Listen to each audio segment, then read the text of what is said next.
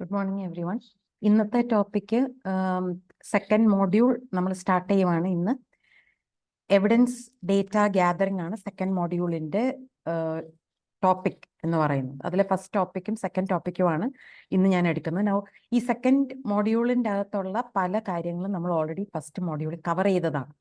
അപ്പോൾ those topics will not be repeated in this particular PPT. Okay, so ആ ടോപ്പിക്കുകൾ first മോഡ്യൂളിൻ്റെ PPT തന്നെ ഉണ്ടാവും. അതിൽ നിന്നും തന്നെ ആയിരിക്കണം പഠിക്കുന്നത്. Okay, so evidence data gathering, data acquisition, second നിങ്ങളുടെ സിലബസിലുള്ള സെക്കൻഡ് ടെക്സ്റ്റ് ബുക്കിന്റെ തേർഡ് ചാപ്റ്റർ ആണ് ഈ ഡേറ്റ അക്വിസിഷൻ എന്ന് പറയുന്നത്. Okay, now first thing is understanding storage formats for digital evidence. നമ്മൾ പല കാര്യങ്ങൾ ഫസ്റ്റ് മോഡ്യൂളിൽ പഠിച്ചു. ഈ ഫസ്റ്റ് മോഡ്യൂളിൽ പഠിച്ചപ്പോഴെല്ലാം നമ്മൾ എപ്പോഴും പറഞ്ഞായിരുന്നു, ആദ്യം നമ്മൾ ചെയ്യേണ്ട കാര്യം അഡ്മിനിസ്ട്രേറ്ററുമായിട്ട് അല്ലെങ്കിൽ ഒരു പർട്ടിക്കുലർ ഓർഗനൈസേഷൻ്റെ മാനേജ്മെൻറ്റുമായിട്ട് ഡിസ്കസ് ചെയ്തിട്ട് എവിടൊക്കെയാണ് എവിഡൻസ് കിടക്കുന്നതെന്നുള്ള ഒരു ലിസ്റ്റ് നമ്മൾ ഉണ്ടാക്കിയിട്ട് ആ ഓരോ ഫോർമാറ്റിനനുസരിച്ച് നമ്മൾ ടൂൾസ് ഉപയോഗിച്ച് വേണം എവിഡൻസിനെ കളക്ട് ചെയ്യാൻ. സോ എന്തൊക്കെ ഫോർമാറ്റുകളാണ് പോസിബിൾ, എവിഡൻസ് കളക്ട് ചെയ്യുമ്പോൾ അത് ഏതൊക്കെ ഫോർമാറ്റുകളിൽ നമുക്ക് കളക്ട് ചെയ്യാൻ പറ്റും എന്നുള്ള കാര്യങ്ങളാണ് ഫസ്റ്റ് നമ്മൾ നോക്കാനായിട്ട് പോകുന്നത്. Okay, so already we saw in the first module there are 2 types of data acquisition. എന്ന് വെച്ചാൽ ഫോറൻസിക്സ് നമുക്ക് ചെയ്യാൻ പറ്റുന്നത് 2 രീതിയിലാണ്. ഒന്നെങ്കിൽ നമുക്ക് സ്റ്റാറ്റിക് അക്വിസിഷൻ ആയിരിക്കും. ദാറ്റ് മീൻസ് നമ്മുടെ കമ്പ്യൂട്ടർ സിസ്റ്റത്തിനെ നമ്മൾ ഓഫാക്കി നമ്മൾ ഹാർഡ് ഡ്രൈവിനെ അതിൽ നിന്നും എടുത്ത് അതിൻ്റെ കോപ്പീസ് ഉണ്ടാക്കി നമ്മൾ ആ ഹാർഡ് ഡ്രൈവിനെ കോൺഫിസ്കേറ്റ് ചെയ്ത് എവിഡൻസ് കളക്ട് ചെയ്യും. അപ്പോൾ ആ ഹാർഡ് ഡ്രൈവിനെ നമ്മൾ ഒറിജിനൽ ഡേറ്റ ആയിട്ട് സീൽ ചെയ്ത്, എവിഡൻസിനെ ടാഗ് ചെയ്ത് സീൽ ചെയ്ത് സെക്യൂർ ആയിട്ട് സ്റ്റോർ ചെയ്യും. ആ ഡേറ്റ ഒരു ടാർഗറ്റ് ഡ്രൈവിലേക്ക് നമ്മൾ സ്റ്റോർ ചെയ്തിട്ട് ആ ടാർഗറ്റ് ഡ്രൈവിൽ നിന്നും മൾട്ടിപ്പിൾ കോപ്പീസ് എടുത്തിട്ടാണ് നമ്മൾ ആക്ച്വൽ ഡേറ്റ അക്വയർ ചെയ്യാനായിട്ട് പോകുന്നത്. That was the earlier standard. അതാണ് സ്റ്റാറ്റിക് അക്വിസിഷൻ. അടുത്തതെന്ന് പറയുന്നത് ലൈവ് അക്വിസിഷൻ ആണ്.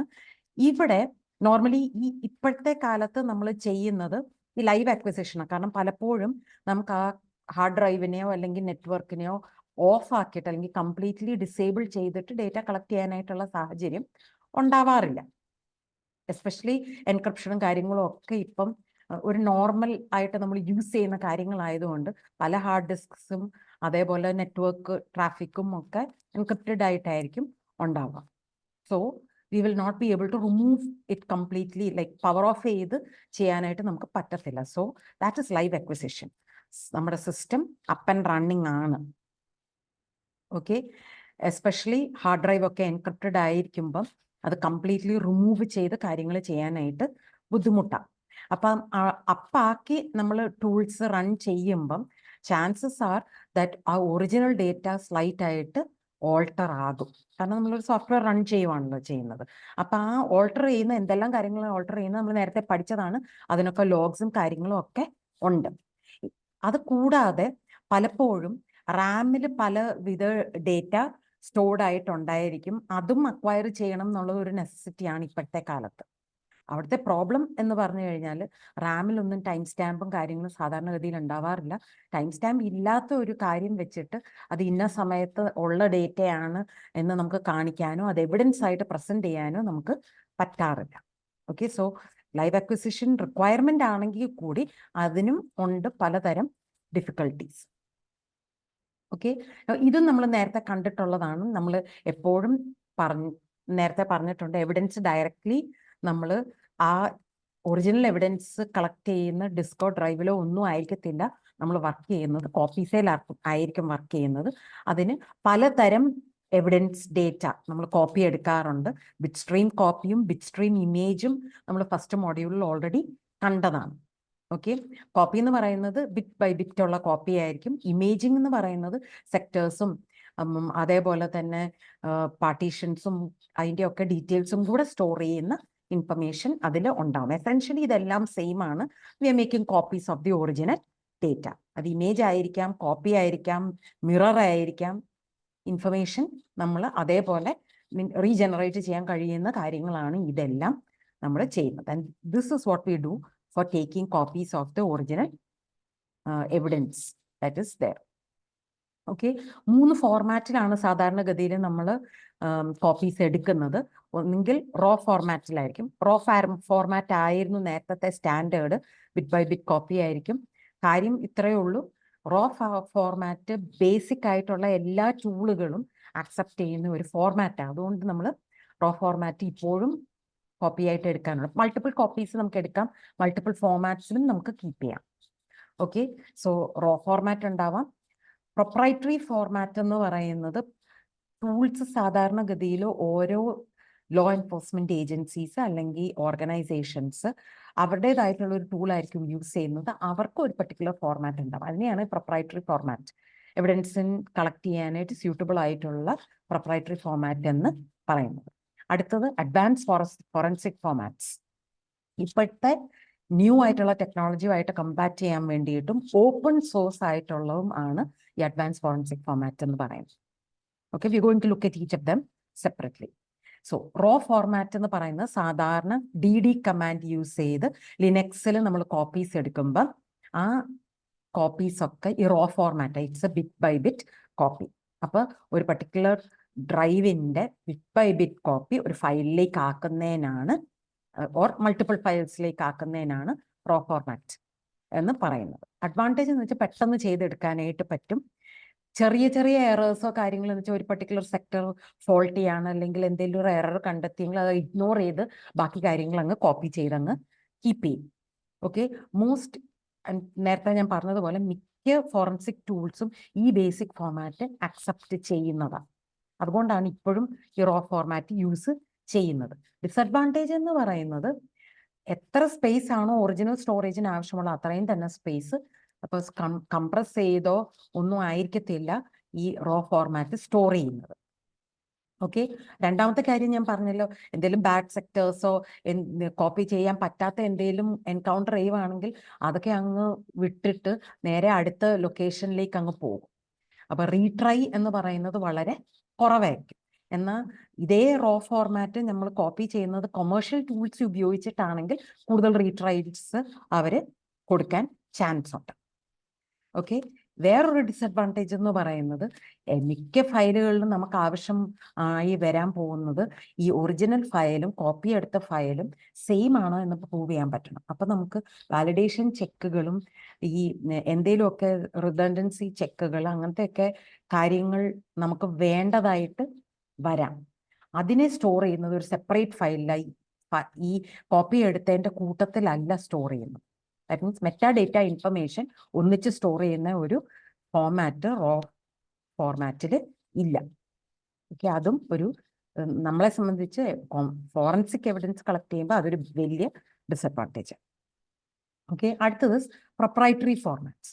പ്രൊപ്രൈറ്ററി ഫോർമാറ്റ്സിൻ്റെ ഒരു അഡ്വാൻറ്റേജ് എന്ന് പറഞ്ഞു കഴിഞ്ഞാൽ റോ ഫോർമാറ്റിൽ ഇല്ലാത്ത പല കാര്യങ്ങളും ഈ പ്രൊപ്രൈറ്ററി ഫോർമാറ്റ്സിൽ ഉണ്ടാകും. This has been designed for forensic ടൂളുകൾക്ക് വേണ്ടി കോപ്പീസ് എടുക്കാൻ വേണ്ടിയിട്ട് ഡിസൈൻ ചെയ്തിരിക്കുന്ന ഫോർമാറ്റുകളാണ്. ഓക്കെ, സോ കംപ്രസ് ചെയ്യാനും either compression or without compression അങ്ങനെ രണ്ട് രീതിയിലുള്ള ഇമേജ് ഫയൽസ് കോപ്പീസ് എടുക്കാനായിട്ടുള്ള ഫോർമാറ്റ് ഉണ്ടാവും. ഒരു പർട്ടിക്കുലർ സെഗ്മെന്റ് ഓഫ് ഫയൽസിനെ ചെറിയ ചെറിയ ഫോർമാറ്റ്സ് ആക്കി CDസിലേക്കോ DVD-യിലേക്കോ ടേപ്പിലേക്കോ ആവശ്യമനുസരിച്ച് ഇൻറ്റഗ്രിറ്റി ചെക്കോട് കൂടി എന്നുവെച്ചാൽ വാലിഡേഷൻ ചെക്സ് എന്തൊക്കെയുണ്ടോ അതും കൂടി ചേർത്ത് ഇമേജ് എടുത്ത് സ്റ്റോർ ചെയ്യാനായിട്ടുള്ള അഡ്വാൻറ്റേജ് ഉള്ള മെത്തേഡ്സ് ഉണ്ടാവും. അതുകൂടാതെ ഇമേജ് ഡേറ്റയിൽ പലതരം മെറ്റാഡേറ്റ ആവശ്യമാകുന്ന തരം മെറ്റാഡേറ്റ കൂടെ ഇമേജ് ഫയലിൻ്റെ കൂടെ സ്റ്റോർ ചെയ്യാനായിട്ടുള്ള പ്രൊവിഷനും ഈ പ്രൊപ്രൈറ്ററി ഫോർമാറ്റ്സിന് ഉണ്ട്. ഓക്കെ, എന്തെല്ലാം ഇൻറ്റഗ്രിറ്റി മെറ്റാഡേറ്റ ആണോ നോർമൽ കേസിൽ ആവശ്യമുള്ളതെന്നുള്ളതാണ്. ഹാഷ് ഡേറ്റ ആവശ്യമുണ്ടാകാം, date and time of data acquisition ആവശ്യമുണ്ടാകാം, ഇൻവെസ്റ്റിഗേറ്ററിൻ്റെ നെയിം, കേസിൻ്റെ നെയിം, ID, കമൻറ്റ്സ് അങ്ങനത്തെ പല മെറ്റാഡേറ്റയും ഈ ഇമേജ് ഫയലിൻ്റെ കൂടെ തന്നെ സ്റ്റോർ ചെയ്യാനായിട്ടുള്ള പ്രൊവിഷൻ പ്രൊപ്രൈറ്ററി ഫോർമാറ്റ്സിൽ ഉണ്ടാകാം. ഡിസഡ്വാൻറ്റേജ് എന്ന് പറയുന്നത് പ്രൊപ്രൈറ്ററി ആയിട്ടുള്ള ഒരു സോഫ്റ്റ്വെയറിൽ അല്ലെങ്കിൽ ടൂളിൽ ഈ കോപ്പീസ് എടുക്കുന്ന സമയത്ത് നോർമൽ കേസുകളിൽ അവർ ആ ടൂള് തന്നെ യൂസ് ചെയ്തെങ്കിൽ മാത്രമേ അത് ഓപ്പൺ ചെയ്യാൻ പറ്റത്തുള്ളൂ എന്നുള്ളത് ഇൻസിസ്റ്റ് ചെയ്യും. അപ്പോൾ sharing of the image files between the different forensic tools will not be possible, mostly possible ആകാൻ ചാൻസ് ഇല്ല. അത് കൂടാതെ the amount of segmented volumes എന്ന് വെച്ചാൽ ഞാൻ പറഞ്ഞല്ലോ നമുക്ക് പല ഫോർമാറ്റിൽ സ്റ്റോർ ചെയ്ത് വെക്കാൻ പറ്റും. നോർമലി ഒരു ടിപ്പിക്കൽ സെഗ്മെന്റഡ് ഫയൽ സൈസ് എന്ന് പറയുന്നത് അപ് ടു 2 GB ആകാനാണ് ചാൻസ്. ഓക്കെ, 640 to 2 GB ആണ് ഒരു നോർമൽ സൈസ് എന്ന് പറയുന്നത്. പിന്നെ എക്സ്പേർട്ട് വിറ്റ്നസ് ഫോമാറ്റ് ആണ് സ്റ്റാൻഡേർഡ്. അൺഒഫീഷ്യൽ ആയിട്ടുള്ള ഒരു സ്റ്റാൻഡേർഡ് ആണ് EWF ആണ് സ്റ്റാൻഡേർഡ്. ആൻഡ് ഈ സ്റ്റാൻഡേർഡ് ആണ് യൂസ് ചെയ്യുന്നത് NCASലും, that is normal commercial forensic ടൂൾസിലെല്ലാം യൂസ് ചെയ്യുന്നത് ഈ ഫോർമാറ്റ് ആണ്. അപ്പോൾ NCASൽ FTK നമ്മൾ നേരത്തെയും സംസാരിച്ചതാണ്. ഫോറൻസിക് ടൂൾ കിറ്റ് എന്ന് പറയുന്നത് US-ലൊക്കെ യൂസ് ചെയ്യുന്ന ഒരു ടൂൾ കിറ്റാണ്. So FTK, X Ways forensics, smart, ഇങ്ങനത്തെ പലതരം ടൂൾസിൽ യൂസ് ചെയ്യുന്ന ഒരു ഫോർമാറ്റ് ആണ് expert witness format. Okay, and file extension in the case of NCAS for the expert witness format is .E0102 അങ്ങനെയാണ് കൊടുക്കുന്നത്. ആൻഡ് ഇതിൽ കംപ്രസ്ഡ് ഫയൽസോ അൺകംപ്രസ്ഡ് ഫയൽസോ പ്രൊഡ്യൂസ് ചെയ്യാനായിട്ട് എക്സ്പെർട്ട് വിറ്റ്നസ് ഫോർമാറ്റിൽ കംപ്രസ്ഡ് ആയിട്ടോ അൺകംപ്രസ്ഡ് ആയിട്ടോ വിറ്റ്നസ് ഫോർമാറ്റ് ഫയലിന്റെ ഫോർമാറ്റ് പ്രൊഡ്യൂസ് ചെയ്യാനായിട്ട് പറ്റും. Okay, so these are some of the disadvantages. Okay, ഇനി we are looking at advanced forensic format. ഈ ഒരു ഫോർമാറ്റ് എന്ന് പറയുന്നത് was developed by doctor Simson L Garfinkel of Basis technology corporation. Basis technology corporation ഇതും ഒരു proprietary ടൂളാണ്. പക്ഷേ ഇതിൽ പലതരം അഡ്വാൻറ്റേജസ് ഉണ്ട്. ഈ ഫോർമാറ്റ് എന്ന് പറയുന്നത് ഒന്നാമത്തെ കാര്യം പ്രൊപ്രൈറ്ററി ആണെങ്കിലും അവരത് ഓപ്പൺ സോഴ്സ് ചെയ്തിട്ടുണ്ട്. അതാണ് ഏറ്റവും വലിയ അഡ്വാൻറ്റേജ്. അത് കൂടാതെ നമ്മൾ ഈ പ്രൊപ്രൈറ്ററി ഫോർമാറ്റിൽ കിട്ടുന്ന എല്ലാ കാര്യങ്ങളും നമുക്ക് ഈ അഡ്വാൻസ് ഫോറൻസിക് ഫോർമാറ്റിലും അവർ കൊടുക്കുന്നുണ്ട്. So this particular tool that format can be used by anybody and we can add to it also.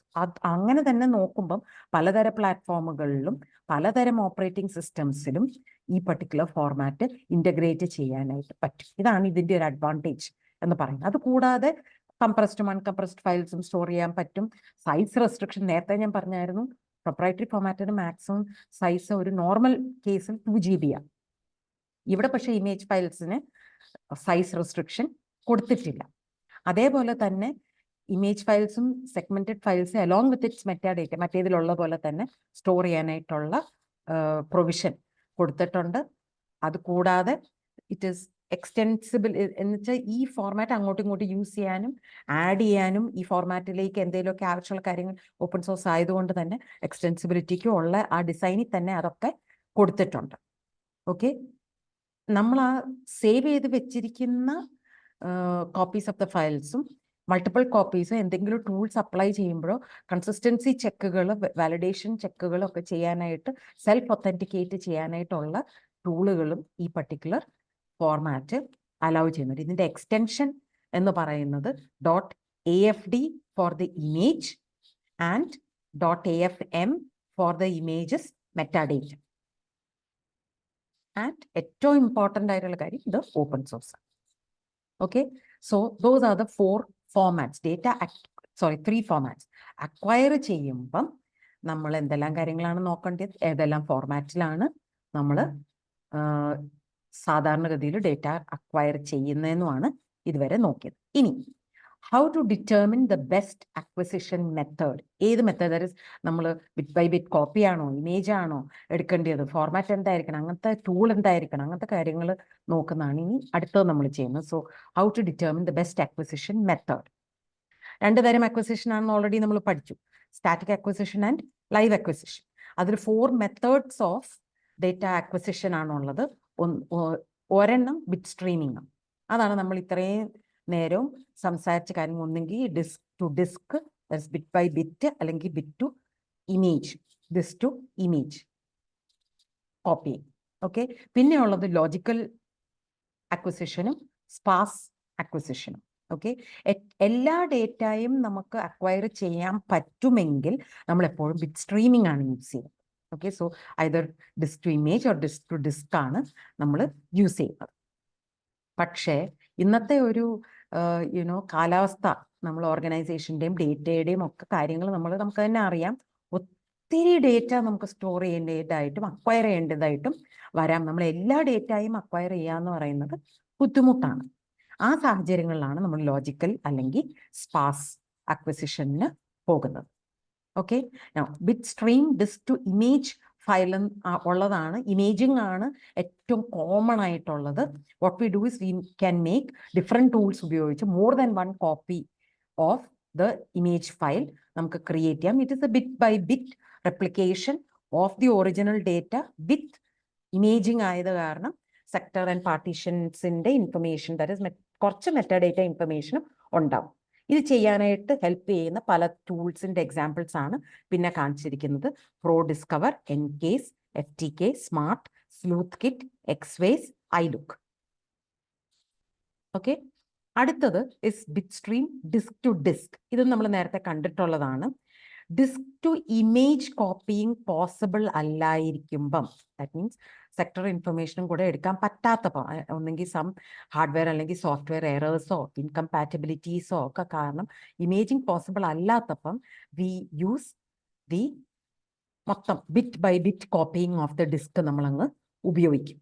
Okay, അതിന് ചെയ്യുന്നത് ഈ ടാർഗറ്റ് ഡിസ്കിന്റെ geometry, that means cylinder, head, track, അതിന്റെ കോൺഫിഗറേഷൻ സസ്പെക്റ്റിന്റെ ഡ്രൈവുമായിട്ട് മാച്ചിങ് ആക്കും. എന്നിട്ട് ബിറ്റ് ബൈ ബിറ്റ് കോപ്പിയിങ് അങ്ങ് ചെയ്യും. This also can be done using EnCase, SafeBack. MS-DOSിൽ പണ്ട് ഉപയോഗിച്ചുകൊണ്ടിരുന്നത് SafeBack. Both of disk to ഇമേജും ഡിസ്ക് ടു ഡിസ്കും പഴയ ഫോർമാറ്റാണ്. സ്നാപ്പ് കോപ്പി, ഇതൊക്കെ ഇത് ചെയ്യാൻ പറ്റുന്ന ടൂളുകളാണ്. ഓക്കെ, പിന്നെ ഉള്ളത് logical acquisition and sparse acquisition.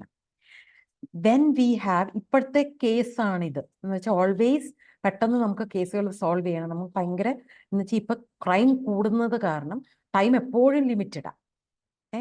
And evidence എപ്പോഴും, that is the amount of full evidence നമുക്ക് അക്വയർ ചെയ്യണമെങ്കിൽ ഭയങ്കര ലാർജ് എമൗണ്ട് ഓഫ് എവിഡൻസ് നമുക്ക് അക്വയർ ചെയ്യണം.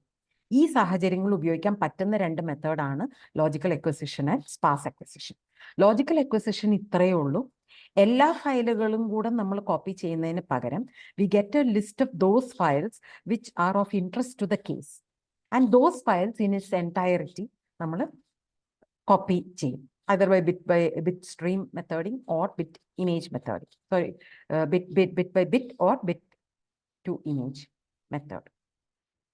And normal cases നമ്മൾ നോക്കുന്ന സ്ഥലങ്ങൾ ഔട്ട്ലുക്ക്, ഇമെയിൽസ് സാധാരണ ഇമ്പോർട്ടൻ്റ് ആയിരിക്കും. അപ്പോൾ എന്തെങ്കിലുമൊക്കെ .pst or .ost ഫയൽസ് ഉണ്ടെങ്കിൽ അതൊക്കെ നമ്മൾ അക്വയർ ചെയ്യാനായിട്ട് നോക്കും. അങ്ങനെ നമുക്കതൊരു ലിസ്റ്റ് ഉണ്ടാവും. ആ ലിസ്റ്റിനനുസരിച്ച് നമ്മൾ അക്വയർ ചെയ്യുന്നു. ഓക്കെ, അടുത്തത് സ്പാർസ് അക്വിസിഷൻ. ഒരു ഫയലിൻ്റെ അകത്ത് തന്നെ നമുക്ക് പലതരം ഇൻവെസ്റ്റിഗേഷൻ പാരാമീറ്റേഴ്സ് വെച്ചിട്ട് ഒരു പർട്ടിക്കുലർ ഫയലിൽ തന്നെ എന്ത് ഡേറ്റ ആണോ നമുക്ക് ആക്ച്വലി ഇൻട്രസ്റ്റ് ഉള്ളത് ആ ഡേറ്റ മാത്രം based on the investigation parameters നമ്മൾ അക്വയർ ചെയ്യും. അതിനെയാണ് സ്പാർസ് അക്വിസിഷൻ എന്ന് പറയുന്നത്. പ്രോബ്ലം ഇസ് ഈ ലോജിക്കൽ അക്വിസിഷനും സ്പാർസ് അക്വിസിഷനും നമ്മൾ ചെയ്ത് കഴിഞ്ഞാൽ മോസ്റ്റ്ലി റൺ ചെയ്യുന്ന ലൈവ് അക്വിസിഷൻ ആയിരിക്കും ഇത് രണ്ടും. ഓക്കെ, നമ്മളിപ്പോൾ ആവശ്യമുള്ളത് നമ്മൾ ആ സമയത്ത് നമ്മൾ എടുത്തില്ലെങ്കിൽ പിന്നീട് അത് എടുക്കാൻ ബുദ്ധിമുട്ടായി. അതുകൊണ്ട് തന്നെ ഈ ലോജിക്കൽ അക്വിസിഷനും സ്പാർസ് അക്വിസിഷനും ഇസ് ഡിബേറ്റ്സ് ഉണ്ട് whether it is actually the right thing to do. Even though when we are pressed for time we do these methods. പലതരം പ്രോബ്ലംസ് ഇതും കൊണ്ട് നമുക്ക് ഫേസ് ചെയ്യാനായിട്ട് പറ്റും. കേസുകൾ സോൾവ് ചെയ്യാനും ക്രൈം പ്രൂവ് ചെയ്യാനും പറ്റാത്ത സാഹചര്യങ്ങൾ ഉണ്ടാകാതിരിക്കാനും ചാൻസ് ഉണ്ട്. Okay, so now we are going to look at compressing of disk images. ഒത്തിരി ലാർജ് അമൗണ്ട്സ് ഓഫ് ഡേറ്റ നമ്മൾ അക്വയർ ചെയ്യണം എന്നുള്ളത് നമ്മൾ കണ്ടു. അതുകൊണ്ട് അൺകംപ്രസ്ഡ് ആയിട്ടുള്ള imaging is very rare now. Okay, so tools that help with lossless compression by up to 50% or more ആണ് സാധാരണഗതിയിൽ ഇപ്പോൾ ഡിസ്ക് ഇമേജിങ്ങിന് നമ്മൾ യൂസ് ചെയ്യുന്നത്. നോർമൽ JPEG കംപ്രഷൻ എന്ന് പറയുന്നത് is lossy compression. So it degrades the images. അത് വരാതിരിക്കാൻ നമ്മൾ ശരിക്കും ഫോറൻസിക് കംപ്രഷൻ മെത്തേഡ്സ് ആയിരിക്കും യൂസ് ചെയ്യുന്നത്. ഓക്കെ, ഇനി ഓൾറെഡി സിപ്പ് ചെയ്തിരിക്കുന്ന ഫയലുകളാണെങ്കിൽ അത് വീണ്ടും അധികം കംപ്രസ് ആകാനുള്ള ചാൻസ് കുറവാണ്. Okay, and എന്ത് കംപ്രഷൻ ടെക്നിക്ക് യൂസ് ചെയ്താലും we must have a verification method to show that compress ചെയ്ത് കഴിഞ്ഞിട്ടും ആ ഒറിജിനൽ ഇമേജ് തന്നെയാണ് നമുക്ക് റിറ്റെയിൻ ചെയ്യാൻ പറ്റുന്നത്, എന്നാണ് കംപ്രസ് ചെയ്യുമ്പോൾ കിട്ടുന്നത് ഒറിജിനൽ ഇമേജ് ആണ് എന്ന് നമുക്ക് കാണിക്കാനായിട്ട് പറ്റണം. അതുകൊണ്ട് ഒന്നെങ്കിൽ method like MD5 or SHA നമ്മൾ ഹാഷ് ചെയ്യാൻ വേണ്ടിയിട്ട് യൂസ് ചെയ്തിരിക്കാം. Finally tape backup. Okay, tape backup normally ഇപ്പോഴും യൂസ് ചെയ്തിരിക്കുന്ന ലാർജ് അമൗണ്ട്സ് ഓഫ് ഡേറ്റ നമുക്ക് മൾട്ടിപ്പിൾ ടേപ്സിൽ നമുക്ക് സ്റ്റോർ ചെയ്യാനായിട്ട് പറ്റും. അപ്പോൾ ഒത്തിരി ഡേറ്റ നമുക്ക് സ്റ്റോർ ചെയ്യേണ്ടി, അപ്പം കംപ്രഷന് പകരമായിട്ട് യൂസ് ചെയ്യുന്ന ഒരു ഓൾട്ടർനേറ്റീവ് ആണ് ടേപ്പ് ബാക്കപ്പ് എന്ന് പറയുന്നത്. പ്രോബ്ലം ഈസ് ദാറ്റ് ടേപ്പ് എന്ന് പറയുന്നത് പഴയ കാലത്തെ ഈ മാഗ്നറ്റിക് ടേപ്പിലുള്ള സ്റ്റോറേജിന്റെ കാര്യമായി പറയുന്നത്. അപ്പോൾ സ്റ്റോറേജിനും അത് സ്പേസ് കൂടുതൽ എടുക്കും, അതേപോലെ തന്നെ ഈ സ്റ്റോർ ചെയ്യാൻ വേണ്ടി സെക്കൻഡറി സ്റ്റോറേജിലേക്കാണ് സ്ലോ ആണ് tape storage. Okay, so the acquisition process will be very slow. But എല്ലാ ഡേറ്റയും നമുക്ക് അക്വയർ ചെയ്യാനായിട്ട് പറ്റും. ഓക്കെ, ഒരു കംപ്ലീറ്റ്നെസ് ഡേറ്റയ്ക്ക് വേണം എന്ന് നിർബന്ധം ഉള്ള കേസുകളിൽ മാത്രം നമ്മൾ ചെയ്തതിൻ്റെ ആവശ്യമുള്ളൂ. Okay, also it is A long term backup storage ആയിട്ട് കീപ്പ് ചെയ്യാൻ പറ്റുന്ന ഒരു ടെക്നീക്കാണ് tape. Okay, another important thing that we need to remember about copying. First copy, target ഡ്രൈവിനെ കോപ്പി ചെയ്യുന്ന സമയത്ത് ഇമ്പോർട്ടൻ്റ് ആയിട്ട് ഓർക്കേണ്ട ഒരു കാര്യമാണ്, സിവിൽ ലിറ്റിഗേഷൻ്റെ കേസസിൽ പലപ്പോഴും കോർട്ട് തന്നെ പറയും ദാറ്റ് ഈ ഒറിജിനൽ ഡിസ്ക് കോപ്പി എടുത്തിട്ട് നമ്മൾ റിട്ടേൺ ചെയ്യണം ഇന്ന ഒരു കാലാവധിക്കുള്ളിൽ. വൺസ് റിട്ടേൺ ചെയ്ത് കഴിഞ്ഞാൽ വീണ്ടും അത് നമുക്ക് കിട്ടുക എന്ന് പറയുന്നത് വീണ്ടും കോർട്ട് അത് ഓർഡർ ചെയ്തെങ്കിൽ മാത്രമേ നമുക്ക് കിട്ടത്തുള്ളൂ. അതുകൊണ്ട് ഈ ഒരു കേസിൽ നമ്മൾ ഇമേജിങ് എടുക്കുന്നത് വളരെ ഇമ്പോർട്ടൻ്റ് ആയിട്ടായിരിക്കണം. ബിറ്റ് സ്ട്രീം ആയിക്കോട്ടെ, ലോജിക്കൽ ആയിക്കോട്ടെ, ഏത് വേണം എന്നുള്ളത് കൃത്യമായിട്ടും കറക്റ്റായിട്ടുള്ള ഒരു കോപ്പി വേണം നമ്മൾ എടുക്കാൻ. ഓക്കെ, ബിക്കോസ് ഈ ക്ലയൻറ്റിൻ്റെ അറ്റേർണിയോ സൂപ്പർവൈസറോ കൃത്യമായിട്ട് പറയണം എവിടൊക്കെയാണ് ഡേറ്റ ഉള്ളതെന്ന്. അതിൻ്റെ ബേസിസിൽ കൃത്യമായിട്ട് ഏത് ടൈപ്പ് ഓഫ് കോപ്പി എടുക്കണം എന്നുള്ളത് അറിഞ്ഞിട്ട് വേണം എടുക്കാൻ. Because once returned to acquire that data will be very difficult. Okay, so this is another important thing that we need to remember. If the evidence types are supposed to be returned, നമ്മൾ എടുക്കുന്ന copy type എന്ന് പറയുന്നത് ആ കേസിനെ prove ചെയ്യാൻ കഴിയുന്ന ടൈപ്പിലുള്ള കൃത്യമായിട്ടുള്ള കോപ്പി ആയിരിക്കും.